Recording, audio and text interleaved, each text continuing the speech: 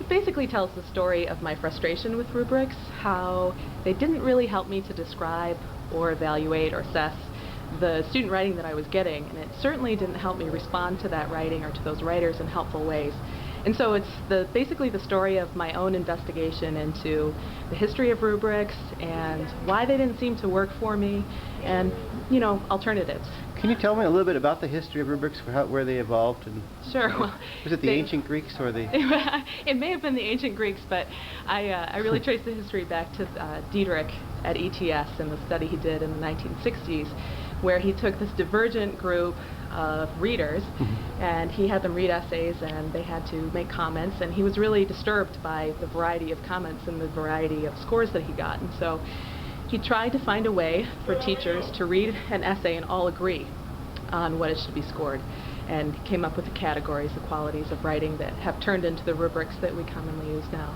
So they were really a way to help universities keep people out. Universities had to find a way, because they had the sudden influx of students, and they needed a way to sort them and make sure the good ones were getting in and the bad ones were staying out. So, you know, as public school teachers, our job is to help everyone, not to really, you know, weed out.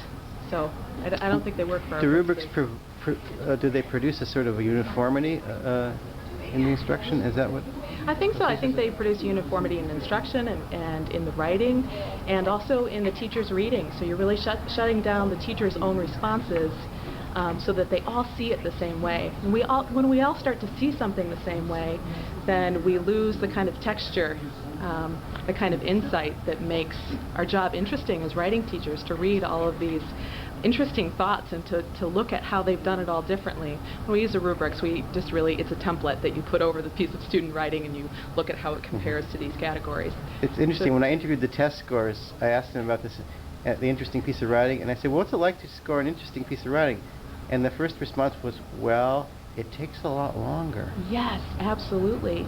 An interesting piece of writing throws a rubric into chaos, because suddenly it doesn't seem to work so well. And it, you know, it's based on a formula. If we look at this category and add it up with that category, it predicts good writing.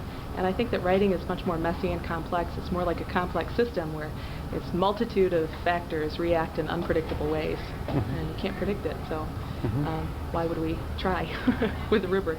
Instead of just respond, this is what I feel, this is what I think, this is what I see in your piece of writing, and try and respond that way.